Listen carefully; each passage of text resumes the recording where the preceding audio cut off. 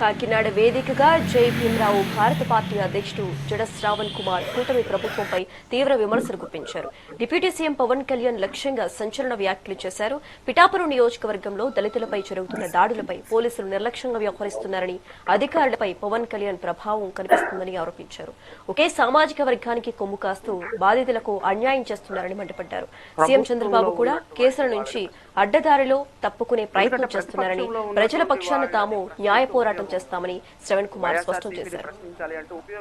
Already ప్రజలు 11 సీట్లు ఇచ్చి పక్కన కూర్చోపెట్టిన సందర్భంలో నేను వాళ్ళు ప్రశ్నించడం వల్ల ఉపయోగం లేదు.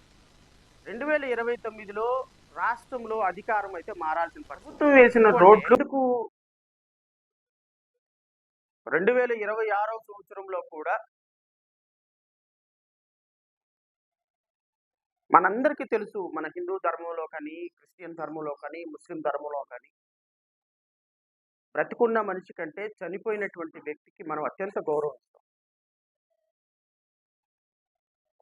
స్వర్గీయ అని మాట్లాడతాం. వాళ్ళు ఎంత పాపాత్ములైనది.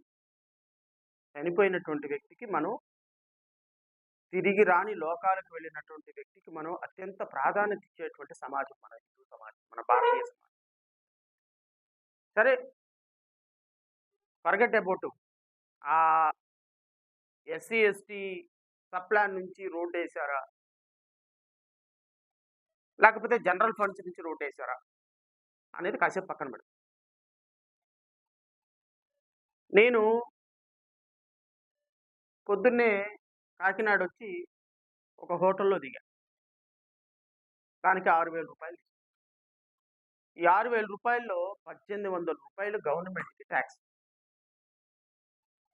ఇప్పుడే బ్రేక్ఫాస్ట్ చేసి వచ్చా, 2,000 రూపాయలు అయింది. మేము నలుగురు తింటే దాంట్లో 700 రూపాయలు గవర్నమెంట్కి ట్యాక్స్.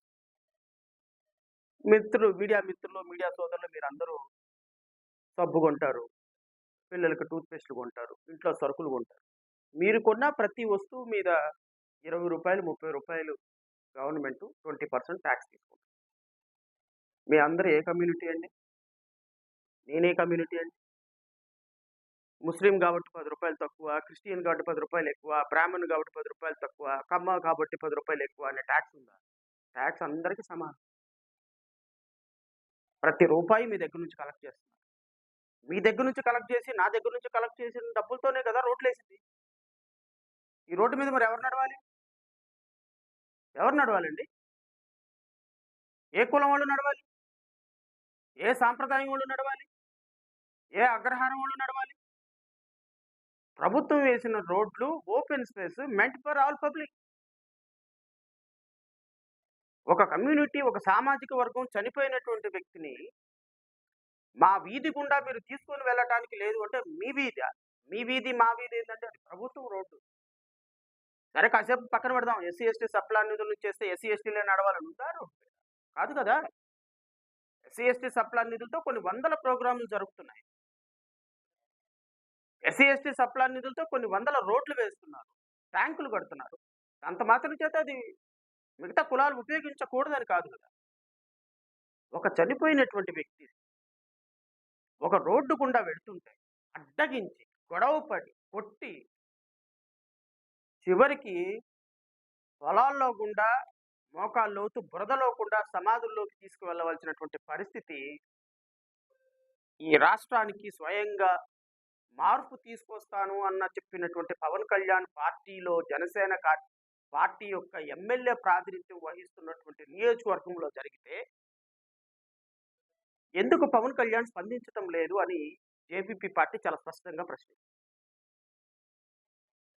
ఆ పార్టీ నాయకత్వం బాధ్యత తీసుకోవాల్సిన అవసరం లేదా? పవన్ కళ్యాణ్కు సంబంధించినటువంటి పార్టీ జనసేన పార్టీ కులాలను కలుపుతాను, మతాలను కలుపుతాను, సాంప్రదాయాలను కలుపుతాను, ఈ దేశంలో రాజకీయాలకి ఒక కొత్త పొంతలు తొక్కిస్తాను, ఎస్సీ ఎస్టీలో కుటుంబంలో పుట్టినటువంటి వ్యక్తిని, అలాంటి భావజాలం ఉన్నటువంటి వ్యక్తిని అని చెప్పినటువంటి పవన్ కళ్యాణ్ పార్టీలో ఉన్నటువంటి ఎమ్మెల్యే, నేను ఉప ముఖ్యమంత్రి పవన్ కళ్యాణ్ గారిని స్పందించమని నేనేం అడగటం. అట్లీస్ట్ మీ ఎమ్మెల్యే కాన్స్టిట్యున్సీ ప్రాతినిధ్యం వహిస్తున్నటువంటి కాన్స్టిట్యున్సీలు జరిగితే కనీసం వారి బాధిత కుటుంబాన్ని పరామర్శించిన ఎమ్మెల్యే, పరామర్శించిన అధికారులు మీరు ఏ విధంగా ఈ సమస్యని ఈ సమస్య పట్ల బాధితులకి మేమున్నామని భరోసా ఇవ్వబోతున్నారా అని అడుగుతున్నాం మా పార్టీ. దానికి మీరు సమాధానం చెప్పండి. ఎస్సీ ఎస్టీ చట్టంలో చాలా స్పష్టంగా ఉంది. ఒక ఎస్సీ ఎస్టీ అట్రాసిటీ ఇన్సిడెంట్ జరిగినప్పుడు SP and collector they must visit the place on the very same occasion with in 24 hours.